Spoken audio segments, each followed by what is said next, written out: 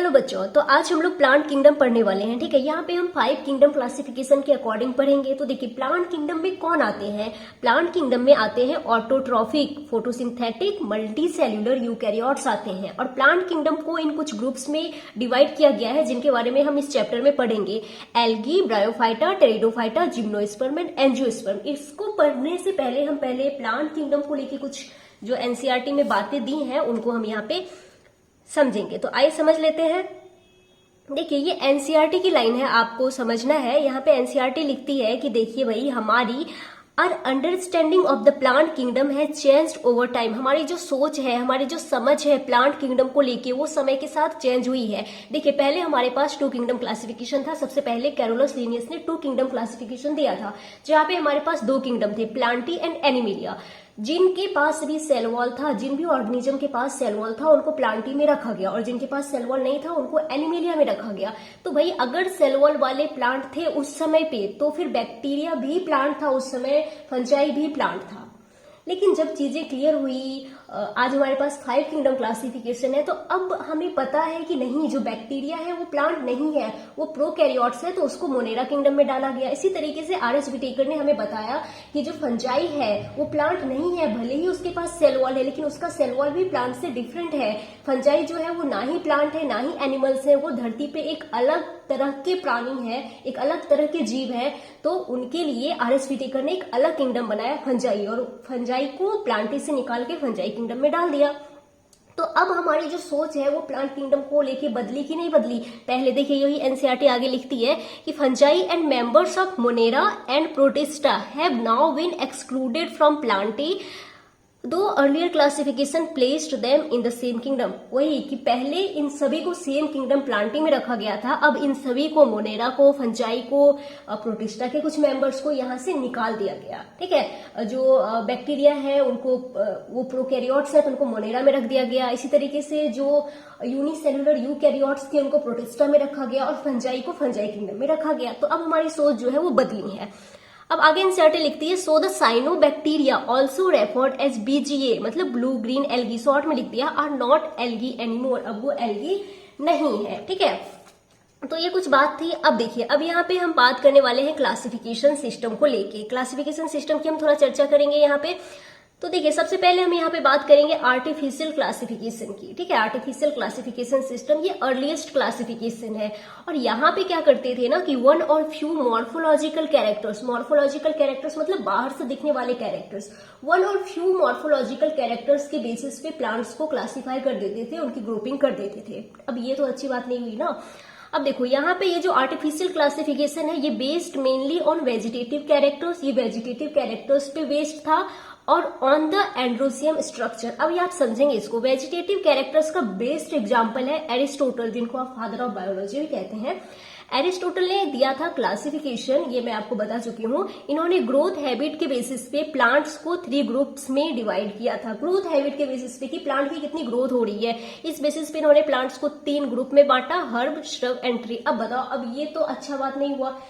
मतलब growth habit के basis पे आप एक कैरेक्टर ले रहे हैं और उसके बेसिस पे प्लांट को क्लासिफाई कर रहे, तो ये अच्छा क्लासिफिकेशन नहीं माना जाता था। इसके अलावा यहाँ पे एनसीईआरटी जो एंड्रोसियम स्ट्रक्चर लिख रही है ना, ये system given by Linnaeus, Carolus Linnaeus ने भी, आपको बता दें कि कैरोलस लिनियस ने भी प्लांट्स को 24 ग्रुप्स में 24 क्लासेस में जो है वो प्लांट्स को डिवाइड किया था, मेनली स्टेमन के बेसिस पे। ठीक है, अब चलिए अब आगे बढ़ते हैं। अब देखिए, अब क्या है, अब ये जो आर्टिफिशियल सिस्टम है ना, इनका लिमिटेशन एनसीईआरटी में दिया है कि भाई इनकी क्या कमी थी। इनकी कमी ये थी कि एक मिनट, हाँ, ये क्या, इन्होंने क्या करा कि दे separated the closely related species. यानी कि इस सिस्टम के अनुसार क्या होता था ना कि जब क्लासिफिकेशन होता था तो यहाँ पे क्लोजली रिलेटेड स्पेसीज जो है वो अलग अलग हो गए। क्यों अलग अलग हुए? क्योंकि because only few characters considered, क्योंकि बहुत ही कम कैरेक्टर्स जो है वो लेके क्लासिफिकेशन किया गया था, इसीलिए जो रिलेटेड स्पेसीज थे वो अलग हो गए, है ना। और यहाँ पे क्या किया गया कि gave equal weightage to vegetative and sexual characters. यहाँ पे वेजिटेटिव एंड सेक्सुअल कैरेक्टर्स को इक्वल वेटेज दिया गया। ठीक है। अब हम जानते हैं, अब हमें पता है कि जो वेजिटेटिव कैरेक्टर्स है ना मोर इजिली अफेक्टेड बाय एनवायरमेंट, यानी कि एनवायरमेंट का इन पे आसानी से जो है वो असर पड़ जाता है, ये आसानी से चेंज हो जाते हैं, बदल जाते हैं। बट जो रिप्रोडक्टिव कैरेक्टर है, सेक्सुअल कैरेक्टर मतलब रिप्रोडक्टिव कैरेक्टर, वो आसानी से नहीं बदलते हैं, उन पे एनवायरमेंट का आसानी से असर नहीं पड़ता, ये मोर कंजर्वेटिव होते हैं, ये लेस कंजर्वेटिव है। तो यहाँ पे हमें रिप्रोडक्टिव कैरेक्टर को ज्यादा वेटेज देना चाहिए था ना, लेकिन इन्होंने जो आर्टिफिशियल सिस्टम था उस सिस्टम के अनुसार दोनों वेजिटेटिव एंड रिप्रोडक्टिव कैरेक्टर को इक्वल वेटेज दिया जाता था। अब चलिए अब आगे बढ़ते हैं और अब हम यहाँ पे बात करने वाले हैं नेचुरल सिस्टम की, नेचुरल क्लासिफिकेशन सिस्टम की, ठीक है। तो यहाँ पे देखिए ये based on natural affinities among organisms. Affinities मतलब सिमिलरिटीज, ये जो सिमिलर ऑर्गेनिज्म है उनको एक साथ रखेंगे, एक ग्रुप में रखेंगे, है ना। तो यहाँ पे एक्सटर्नल कैरेक्टर तो देखते ही हैं, प्लस इंटरनल कैरेक्टर्स भी देखे जाते हैं नेचुरल क्लासिफिकेशन में। एक्सटर्नल प्लस इंटरनल फीचर्स जो है वो देखे जाते हैं, ठीक है। अब इंटरनल फीचर्स में क्या देखते हैं, तो इसके लिए मैंने आपके लिए ट्रिक भी बनाया है। आप देखो, आप किसी को मान लो गुस्सा है, आपको कहना है यू लंगूर, तो आपको इंग्लिश में बोलना है यू एप, APE। अब देखो यू को तो ऐसे शॉर्ट में आजकल लिखते हैं ना, तो ऐसे यू से हो गया अल्ट्रा स्ट्रक्चर, ठीक है। ए से एनाटॉमी, एनाटॉमी आप जानते हैं प्लांट के इंटरनल स्ट्रक्चर देखेंगे। पी से फाइटोकेमिस्ट्री, फाइटो मतलब प्लांट, प्लांट के केमिकल्स को देखा जाता है। ई से एम्ब्रियोलॉजी भी देखते हैं, ठीक है। अब जो नेचुरल क्लासिफिकेशन का बेस्ट एग्जांपल है बेंथम एंड हुकर का क्लासिफिकेशन। इनका जो क्लासिफिकेशन था वो सीडेड प्लांट का क्लासिफिकेशन था, ठीक है। इनका क्लासिफिकेशन बहुत ही बढ़िया था और बहुत बड़ा क्लासिफिकेशन माना जाता था। इनका जो क्लासिफिकेशन था वो नेचुरल क्लासिफिकेशन था। इन्होंने फ्लोरल कैरेक्टर्स पे बेस्ड था मेनली इनका क्लासिफिकेशन, और इन्होंने जो है रिप्रोडक्टिव कैरेक्टर को ज्यादा वेटेज दिया। बहुत ही अच्छा क्लासिफिकेशन था। बस एक गलती हो गई थी इनसे कि इन्होंने फाइलोजेनी को कंसीडर नहीं किया अपने क्लासिफिकेशन में, और यही इनके क्लासिफिकेशन का जो है वो सबसे बड़ी डिमेरिट बन गई थी, ठीक है। तो ये आप याद रखिएगा। अब चलिए अब आगे बढ़ते हैं। अब यहाँ पे हम बात कर लेते हैं, अब आइए समझते हैं कि फाइलोजेनी क्या है।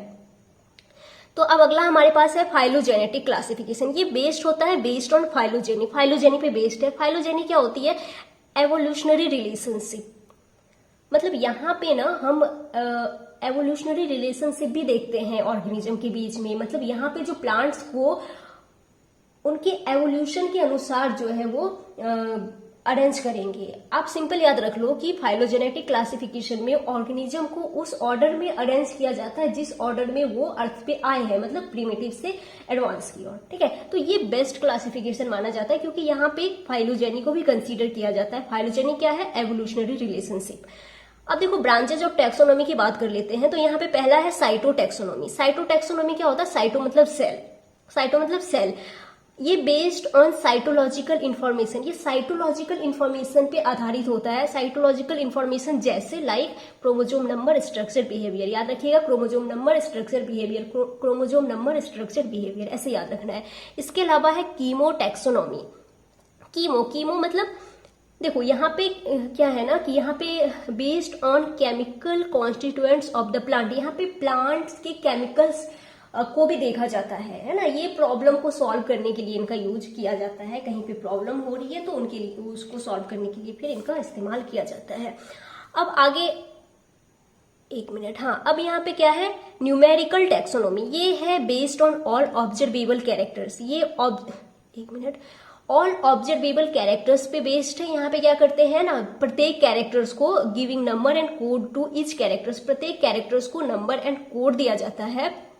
और यहाँ पे देखिए ये थोड़ा मॉडर्न टाइप का क्लासिफिकेशन है। यहाँ पे कंप्यूटर्स का यूज किया जाता है। Computers are used for data processing, data processing के लिए कंप्यूटर का यूज किया जाता है। और यहाँ पे भी देखिए, यहाँ पे क्या है ना कि कंप्यूटर्स का यूज हो रहा है, तो यहाँ पे एक बार में हंड्रेड्स ऑफ कैरेक्टर्स जो है वो कंसीडर किए जाते हैं। बट यहाँ पे भी each character is given equal importance, प्रत्येक कैरेक्टर को इक्वल इंपॉर्टेंस दिया जाता है यहाँ पे भी, ठीक है। तो चलिए आगे बढ़ते हैं और अब हम यहाँ पे स्टार्ट करने वाले हैं एल की, ठीक है। इससे पहले का तो बकवास पोर्शन ही था, चाहे जो भी हो, बकवास हो जो भी हो, पढ़ना एनसीईआरटी लाइन बाय लाइन है, बिकॉज एनसीईआरटी की एक एक लाइन बहुत इंपॉर्टेंट है। तो एल्गी के बारे में देखिए क्या लिखा है कि algae are chlorophyll bearing. Of course ये प्लांट किंगडम में आता है तो क्लोरोफिल तो होगा ना। इसके अलावा सिंपल है, मतलब इसकी बॉडी कॉम्प्लेक्स नहीं है, बिल्कुल भी सिंपल है।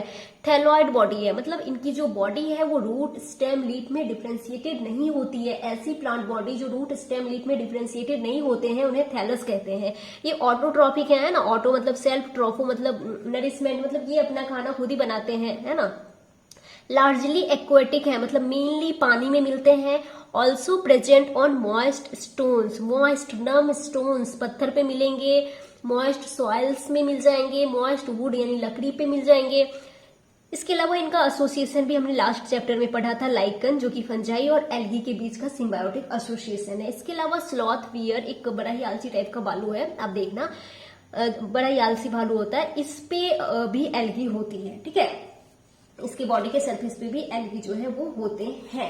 तो चलिए अब आगे बढ़ते हैं। अब हम यहाँ पे बात करने वाले हैं डिफरेंट फॉर्म्स ऑफ एल्गी की, एल्गी के डिफरेंट फॉर्म्स की बात करने वाले हैं। तो वही देखिए, जो एल्गी है वो यूनिसेलुलर भी होते हैं, कॉलोनियल भी होते हैं, फिलामेंटस भी होते हैं, एंड कुछ एल्गी जो है वो मैसी प्लांट बॉडी भी बनाते हैं। तो यूनिसेलुलर एल्गी में आपको याद रखना है क्लेमाइडोमोनास एंड क्लोरेला, कॉलोनियल में याद रखना है वॉलवॉक्स, एंड फिलामेंटस में देखिए दो है, एक है फिलामेंटस ब्रांच्ड, इसमें याद रखिएगा एक्टोकार्पस, एंड फिलामेंटस अनब्रांच्ड में आपको याद रखना है यूलोथ्रिक्स एंड स्पाइरोगायरा, ठीक है। इसके अलावा मैसी प्लांट बॉडी बनाते हैं जैसे कि कैल्प, कैल्प की ऊंचाई 100 मीटर तक हो सकती है, ठीक है। अब चलिए अब रिप्रोडक्शन की बात कर लेते हैं यहाँ पे हम, ठीक है। तो देखिए एल्गी में रिप्रोडक्शन वेजिटेटिव रिप्रोडक्शन होता है। वेजिटेटिव रिप्रोडक्शन कैसे होता है, तो फ्रेगमेंटेशन से, ठीक है। वही जो बॉडी के फ्रेगमेंट्स टूटेंगे और प्रत्येक फ्रेगमेंट से न्यू थैलस बन जाएगा, ये आप जानते हैं। और एसेक्सुअल रिप्रोडक्शन होता है, AR मतलब एसेक्सुअल रिप्रोडक्शन, VR मतलब वेजिटेटिव रिप्रोडक्शन, थोड़ा शॉर्ट में लिखा समझ लेना। एसेक्सुअल रिप्रोडक्शन कैसे होता है, तो by different types of spores, यहाँ पे डिफरेंट टाइप के स्पोर्स बनते हैं। कुछ एल्गल स्पोर्स की नाम मैं आपको बता देती हूँ, जैसे कि जू स्पोर, इप्लेनोस्पोर, हिप्नोस्पोर, इकाइनेट्स, बट आपको ये कुछ भी याद नहीं रखना, आपको बस एनसीईआरटी लिखती है कि इनमें से जो मोस्ट कॉमन है वो जू स्पोर्स है, और आपको जू स्पोर ही याद रखना है। जू स्पोर कैसे होते हैं पहले भी बता चुकी हूँ, फ्लैजिलेटेड फ्लैजिलेटेड होते हैं, मतलब मोटाइल होते हैं, ठीक है। अब sexual reproduction, SR sexual reproduction की बात करें तो यहाँ पे जो तीनों तरह की सिंगेमी होती है, आइसोगेमी, एनाइसोगेमी एंड ऊगेमी, याद रखिएगा। देखिए आइसोगेमी क्या है, आइए समझते हैं। सबसे पहले आप ये देख लीजिए कि सेक्सुअल रिप्रोडक्शन की बात हो रही है, तो यहाँ पे हम सेक्स ऑर्गन्स की बात करेंगे। तो एल्गी में जो सेक्स ऑर्गन्स होते हैं वो यूनिसेलुलर एंड जैकेट लेस होते हैं। अब जैकेट क्या है ये ब्रायोफाइटा में बताऊंगी, फिलहाल तो याद रखना है कि इनके सेक्स ऑर्गन जो है वो यूनिसेलुलर एंड जैकेट लेस होते हैं। यहाँ पे मेल सेक्स ऑर्गन को एंथ्रीडियम कहते हैं, फीमेल सेक्स ऑर्गन को ऊगोनियम कहते हैं। और यहाँ पे भी एक्सेप्शन है, एक्सेप्शन तो हर जगह है, तो यहाँ पे भी एक्सेप्शन है, आपको याद रखना है यहाँ पे कि देखिए कारा, कारा याद रखिएगा, ये ग्रीन एल्गी है, ठीक है, अभी पढ़ाऊंगी। कारा में जो सेक्स ऑर्गन्स होते हैं ना और मल्टी सेलुलर एंड जैकेटेड, इसके sex organ multi cellular and jacketed होते हैं, ठीक है। यहाँ पे कारा के केस में मेल सेक्स ऑर्गन को ग्लोब्यूल कहते हैं एंड फीमेल सेक्स ऑर्गन को न्यूक्यूल कहते हैं, ये आपको याद रखना है। एक मिनट इस सबको हटाती हूँ पहले, आप देखो ये डायग्राम आप यहाँ पे देखें, ये कारा का डायग्राम है। यहाँ पे देखिए ये फीमेल सेक्स ऑर्गन है ऊगोनियम जिसको न्यूक्यूल कह रहे हैं, और ये मेल सेक्स ऑर्गन है एंथ्रीडियम जिसको ग्लोब्यूल कह रहे हैं। ये मैं क्यों दिखा रही हूँ डायग्राम, क्योंकि इसके जो रिप्रोडक्टिव स्ट्रक्चर है उनके पोजीशन को लेकर क्वेश्चन पूछा गया था। यहाँ पे देखो फीमेल ऊपर है, मेल नीचे है, तो याद रखिएगा, ठीक है। अब चलिए अब आगे बढ़ते हैं। आइसोगेमी, आइसोगेमी क्या है ये समझेंगे। यहाँ पे मैंने लिखा है कि इन आइसोगेमी, आइसोगेमी में gametes are similar in shape, size and structure. यहाँ पे जो फ्यूजिंग गैमेट्स है ना वो शेप, साइज एंड स्ट्रक्चर में सिमिलर होते हैं। अब इसको हटाती हूँ। अब यहाँ पे आप देखिए कि आइसोगेमी में हो सकता है कि जो फ्यूजिंग गैमेट्स हैं वो फ्लैजिलेटेड हो, मतलब उनके पास फ्लैजिला होगा और सिमिलर साइज के होंगे, ऐसा हो सकता है। तो ऐसा होता है और इसका एग्जांपल है यूलोथ्रिक्स। यूलोथ्रिक्स में फ्लैजिलेटेड गैमेट्स होते हैं, याद रखिएगा। या फिर ये भी तो हो सकता है कि जो दो फ्यूजिंग गैमेट्स हैं, जो फ्यूजिंग गैमेट्स हैं वो नॉन फ्लैजिलेटेड हैं, उनके पास फ्लैजिला नहीं है बट वो सिमिलर साइज के हैं, ऐसा होता है स्पाइरोगायरा में, तो ये याद रखिएगा। फ्लैजिलेटेड गैमेट यूलोथ्रिक्स में फ्लैजिलेटेड गैमेट्स हैं एंड नॉन फ्लैजिलेटेड गैमेट्स हैं स्पाइरोगायरा में, याद रखिएगा। अब है एनआइसोगैमी। एनआइसोगैमी क्या है, तो देखिए क्या है। इन एनआइसोगैमी में fusing gametes are dissimilar in morphology, morphologically dissimilar होते हैं। एनआइसोगैमी में जो फ्यूजिंग गैमेट्स हैं वो मॉर्फोलॉजिकली डिसिमिलर होते हैं, मेनली साइज में। और इसका एग्जाम्पल है क्या है, एक मिनट हटा देते हैं। इसका एग्जाम्पल हो गया यहाँ पे यूडोरिना, ठीक है। अब है oogammy। oogammy आप यहाँ पे देख लीजिए। oogammy में क्या है कि मेल गैमेट्स स्मॉल है एंड यूजुअली मोटाइल होते हैं, ठीक है। और फीमेल गैमेट जो होते हैं लार्ज एंड नॉन मोटाइल होते हैं। oogammy का एग्जाम्पल याद रखिएगा, फ्यूकस, वॉलवॉक्स एंड कारा, ठीक है। तो आइसोगैमी, एनाइसोगैमी, oogammy समझ आ गया। आइसोगैमी में fusion of morphologically similar gametes, anisogamy में fusion of morphologically dissimilar gametes, mainly different size की गैमेट्स होंगे। और oogammy में fusion of larger non motile female gamete and smaller usually motile male gamete. ये आपको इतना समझ में आ गया। अब चलिए अब आगे बढ़ते हैं। अब आइए, अब हम यहाँ पे एल्गी के लाइफ साइकिल को थोड़ा देख लेते हैं। देखिए एल्गी जो होते हैं वो जनरली एल्गी और हैप्लॉइड, जनरली वो कैसे हैं, हैप्लॉइड होते हैं, ठीक है।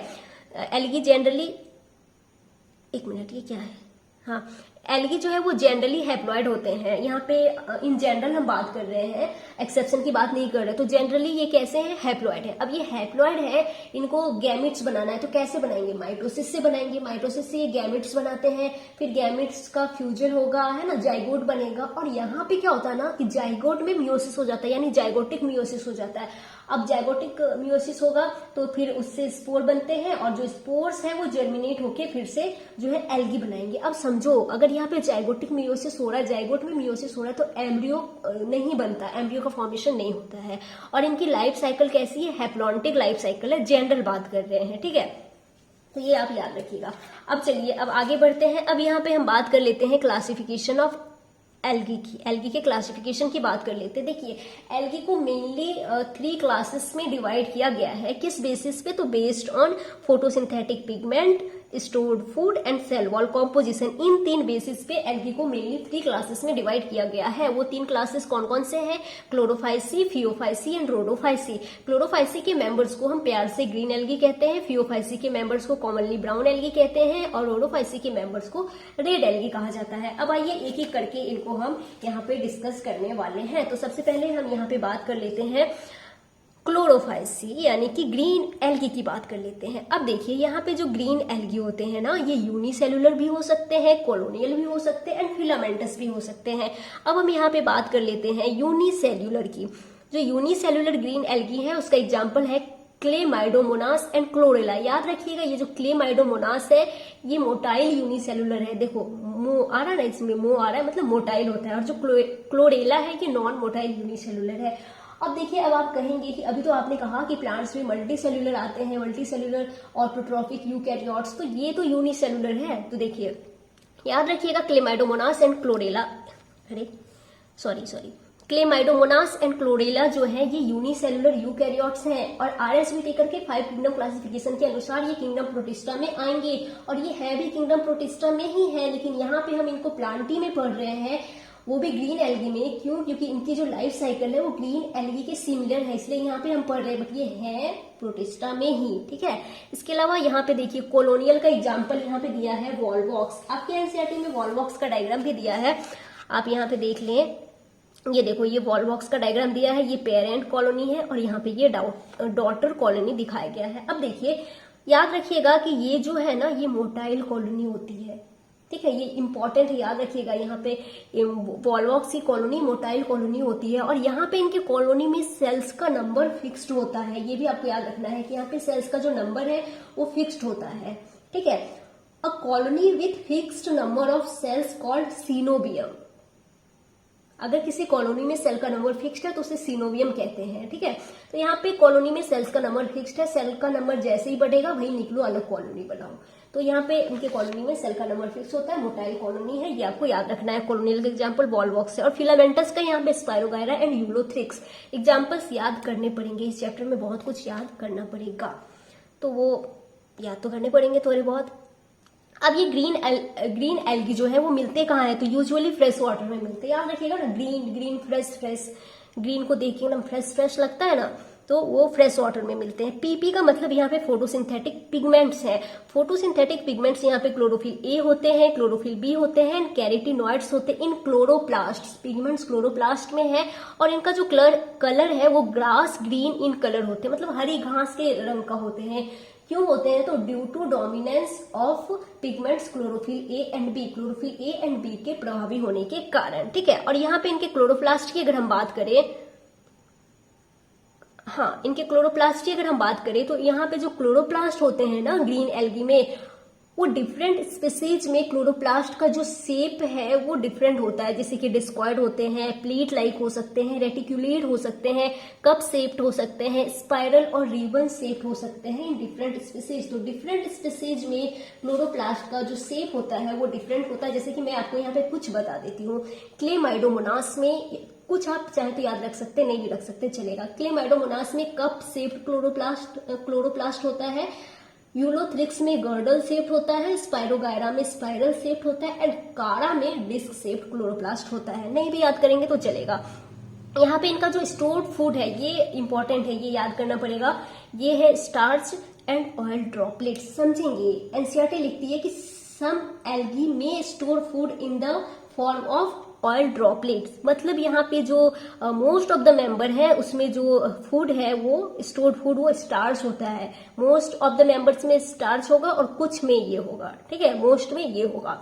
अब यहाँ पे एक स्ट्रक्चर आता है पायरिनॉइड्स। ये क्या होते हैं पायरिनॉइड्स, इसको थोड़ा हम समझेंगे। देखिए यहाँ पे क्या लिखा है कि मोस्ट ऑफ द एक मिनट, हाँ, most of the members have one or more storage bodies called pyrenoids located in chloroplast। कि इनके जो मोस्ट मेंबर्स हैं, ज्यादातर मेंबर्स हैं, उनके क्लोरोप्लास्ट में वन और मोर, एक या एक से ज्यादा क्या होते हैं, पायरिनॉइड्स होते हैं। अब पायरिनॉइड्स क्या होते हैं, तो इसके लिए एनसीईआरटी ने लिखा है कि पायरिनॉइड्स कंटेन प्रोटीन बिसाइड स्टार्च। इसको थोड़ा समझेंगे, यहाँ पे मैं आपको थोड़ा समझाना चाहती हूँ। देखिए यहाँ पे जैसे कि मान लो ये क्लोरोप्लास्ट है, इनका ये क्लोरोप्लास्ट है। ठीक है, अब इसके अंदर में क्या होता है ना, कि समझाने के लिए है कि यहाँ पे सेंटर में ऐसे प्रोटीन होते हैं। ये क्या है, प्रोटीन है। इसके अंदर में पायरिनॉइड्स होते हैं। पायरिनॉइड्स का अब समझेंगे। मान लो इसको मैं यहाँ बाहर निकाल के समझाती हूँ कि क्लोरोप्लास्ट में पायरिनॉइड्स होते हैं। पायरिनॉइड्स कैसे होते हैं, देखो इनके सेंटर में ऐसे प्रोटीन होता है। ठीक है, और इसके बाहर ये स्टार्च होता है। तो ये सेंटर में बीच में प्रोटीन है, बाहर ये स्टार्च है। याद रखिएगा पायरिनॉइड्स जो है वो स्टार्च स्टोरेज के लिए होता है। किसके लिए होता है, स्टार्च स्टोरेज के लिए होता है। और आपको ये याद रखना है, पायरिनॉइड्स कंटेन प्रोटीन बिसाइड स्टार्च, और ये स्टार्च स्टोरेज के लिए होता है। चलिए अब इसको हटा देती हूँ। अब आगे बढ़ते हैं और हम यहाँ पे इनके सेल वॉल की बात कर लेते हैं ग्रीन एल्गी की। तो इनके पास इनकी जो सेल वॉल होती है रिजिड सेल वॉल होती है, जिसमें इनर लेयर सेल्यूलोज की बनी होती है और आउटर लेयर जो है वो पेक्टोज की बनी होती है। अब रिप्रोडक्शन की बात कर लेते हैं ग्रीन एल्गी में। रिप्रोडक्शन की अगर हम बात करें तो यहाँ पे वेजिटेटिव रिप्रोडक्शन वही फ्रेगमेंटेशन से होता है।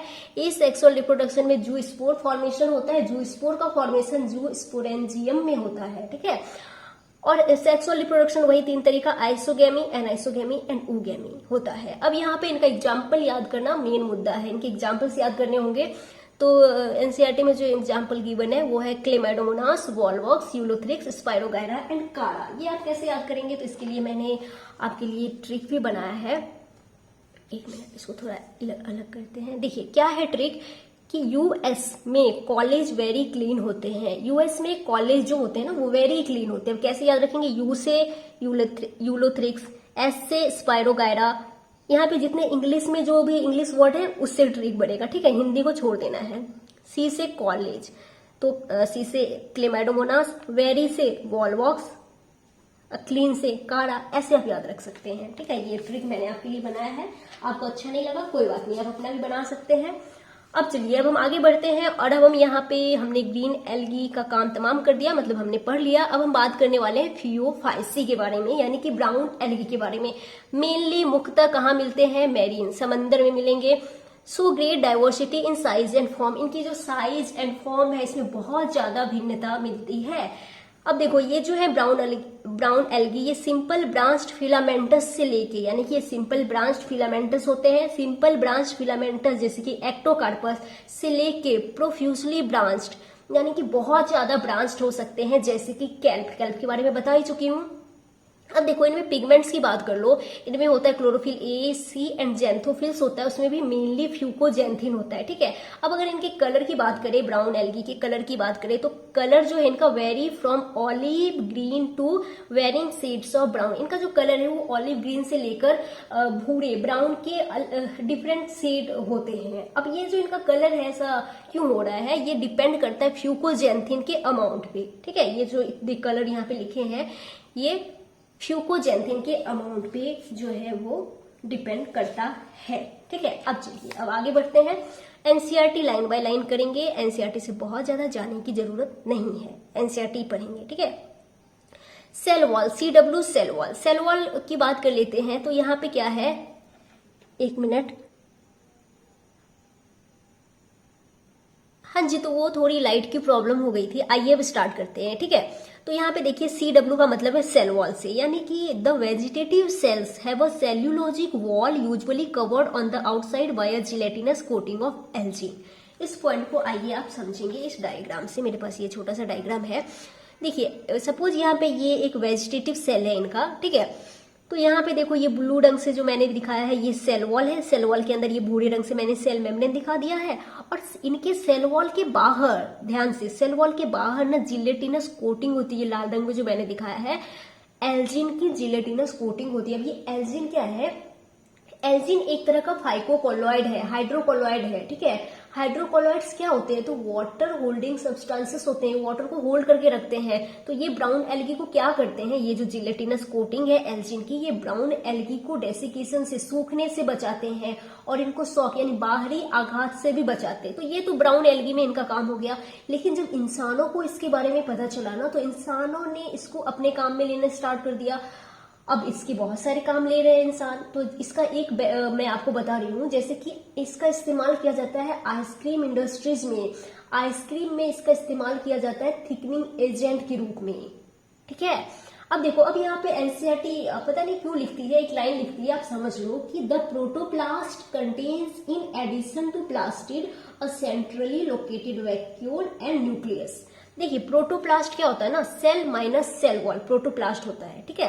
ये सेल बायो में आप पढ़ेंगे, cell minus cell wall protoplast होता है। तो प्रोटोप्लास्ट में क्या है, सेल मेम्ब्रेन है, इसके अलावा कहते हैं सेंट्रली लोकेटेड वैक्यूल है, प्लास्टिड है, न्यूक्लियस है ना। तो इसमें कुछ समझना उतना है नहीं, चलिए अब इसको हटा देते हैं। अब यहाँ पे मेन समझना है कि इनकी जो प्लांट बॉडी होती है ना, the plant body is usually attached to the substratum by a holdfast and has a stalk, the stipe and leaf like photosynthetic organ the frond. इसको समझेंगे एनसीईआरटी के डायग्राम से, हम यहाँ पे समझेंगे। एक बार आप देख लीजिए इस डायग्राम को। यहाँ पे देखिए ये वॉलबॉक्स का डायग्राम है, ग्रीन एल्गी, ये यूलोथ्रिक्स का डायग्राम है, ये भी ग्रीन एल्गी है। अब हम बात करने वाले हैं ब्राउन एल्गी की। तो यहाँ पे ये देखिए ये लैमिनेरिया का डायग्राम है। यहाँ पे ये होल्ड फास्ट है। होल्ड फास्ट क्या करता है ना कि इनको सबस्ट्रेटम से अटैच करता है। यहाँ पे इनका ये स्टॉक है जिसको स्टाइप कहते हैं, और ये जो बड़ा सा लीफ लाइक स्ट्रक्चर है ये फोटोसिंथेटिक होता है, इसे फ्रॉन्ट कहते हैं, ठीक है। इसके अलावा ये फ्यूकस का डायग्राम है, आप देख लेना, ये डिक्टियोटा का डायग्राम है, यहाँ पे भी यही होल्ड फास्ट है ना। और यहाँ पे ये फ्रंट है, और ये यहाँ पे एयर ब्लैडर दिखाया गया है। एयर ब्लैडर इनको बायोन्सी प्रोवाइड करता है, यानी कि तैरने में मदद करता है। ये डायग्राम आप देख लेना, क्योंकि डायग्राम बेस्ड भी क्वेश्चन आते हैं। तो ये पॉइंट क्लियर हो गया। अब यहाँ पे हम इनके रिप्रोडक्शन की बात कर लेते हैं। तो यहाँ पे इनमें रिप्रोडक्शन वेजिटेटिव रिप्रोडक्शन होता है। वेजिटेटिव रिप्रोडक्शन में फ्रेगमेंटेशन होता है, और ER मतलब ए सेक्सुअल रिप्रोडक्शन में यहाँ पे जूस्पोर बनते हैं।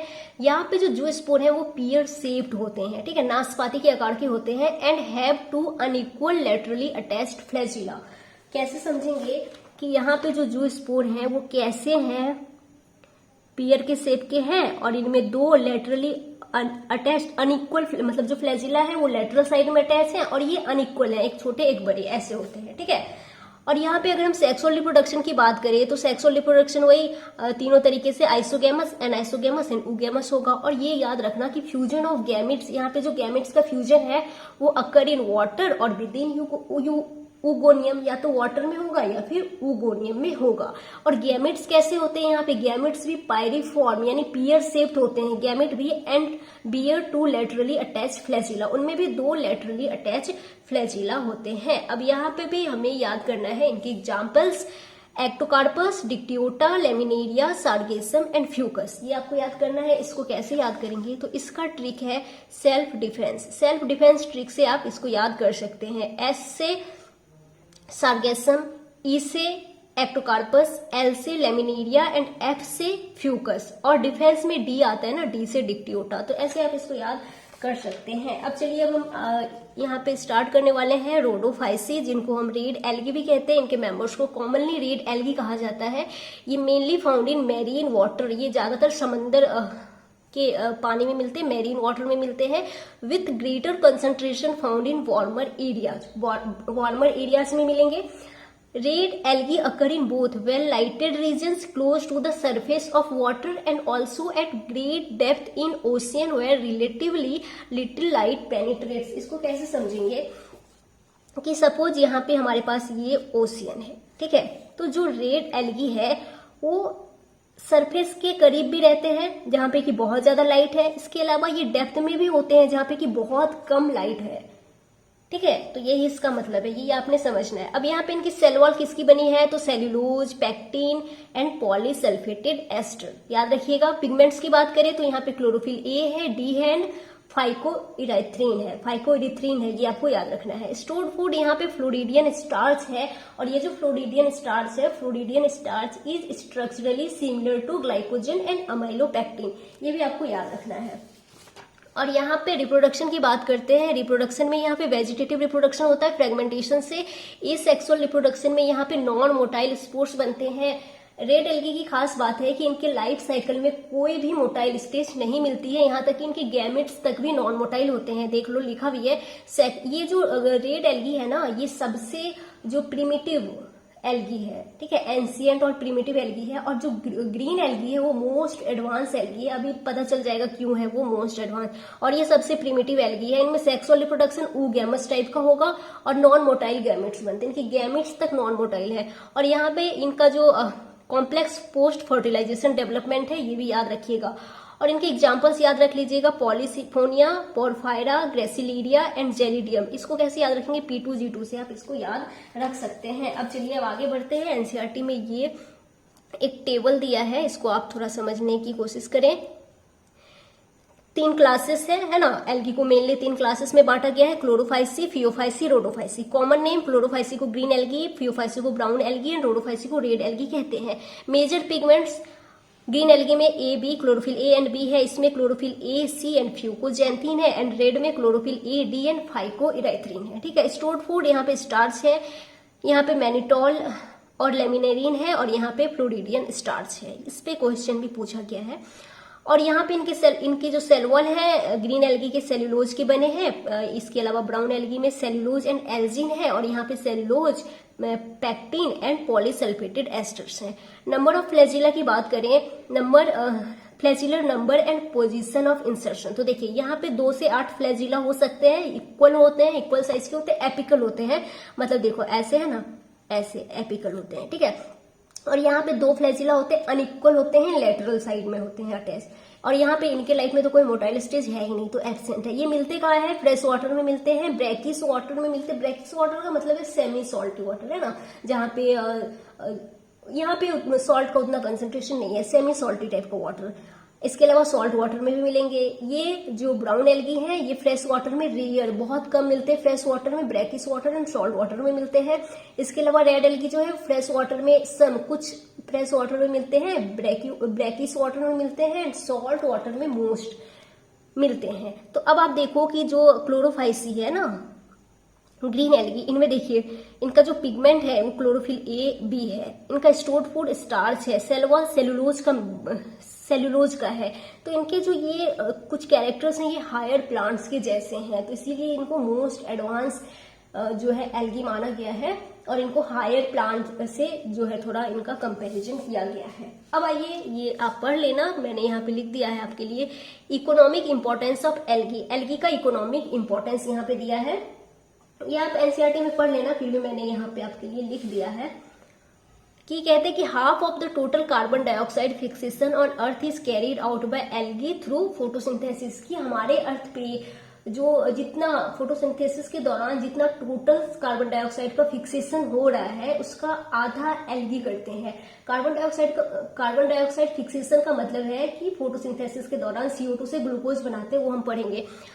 अब देखिए, जब फोटोसिंथेसिस होता है तो ये ऑक्सीजेनिक फोटोसिंथेसिस करते हैं। ऑक्सीजेनिक फोटोसिंथेसिस का मतलब होता है कि ये अपने फोटोसिंथेसिस में ऑक्सीजन रिलीज करेंगे, और जब ये ऑक्सीजन रिलीज करेंगे तो ये जहां पे रह रहे हैं अपने एनवायरमेंट में ये ऑक्सीजन का लेवल इंक्रीज करते हैं। तो वही यहाँ पे लिखा है, आप पढ़ लेना। इसके अलावा यहाँ पे देखिए कि लगभग 70 मेरीन एल्गी की 70 स्पीसीज है जिसको कि फूड के रूप में इस्तेमाल किया जाता है। इसके लिए आप याद रख लीजिएगा पोरफायरा, लेमिनेरिया एंड सार्गेसम। ये 3 एग्जाम्पल एनसीईआरटी में दिया है। कैसे याद रखेंगे? SLP से याद रख लीजिएगा, सार्गेसम, लेमिनेरिया एंड पोरफायरा। इसके अलावा और क्या है कि वही मैरीन एल्गी का लगभग 70 स्पीसीज जो है वो फूड के रूप में इस्तेमाल होता है।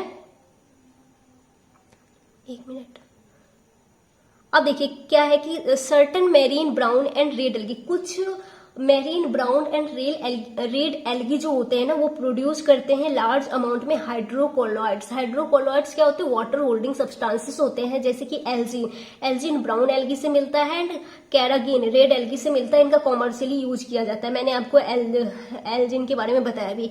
इसके अलावा agar from Gelidium and Gracilaria are used to grow microbes and in preparation of ice cream and jellies. इसके अलावा अगार जो कि देखिए Gelidium and Gracilaria red algae है, इससे अगार मिलता है और इसका जो इस्तेमाल है वो किया जाता है माइक्रोब्स को ग्रो करने में एंड आइसक्रीम एंड जेलीज बनाने में। इसके अलावा क्लोरेला एक यूनिसेलुलर एल्गा है जो रिच इन प्रोटीन है ना, प्रचुर मात्रा में इसमें प्रोटीन है। इज यूज्ड एज फूड, इसका यूज जो है फूड के रूप में किया जाता है, food supplement even bye space travellers के द्वारा भी किया जाता है। तो इसी के साथ यहाँ पे हमारा जो एल्गी है वो कंप्लीट हुआ। हम नेक्स्ट लेक्चर में हम ब्रायोफाइटा पढ़ेंगे। तो ये लेक्चर को मैं यहीं पे एंड करती हूँ।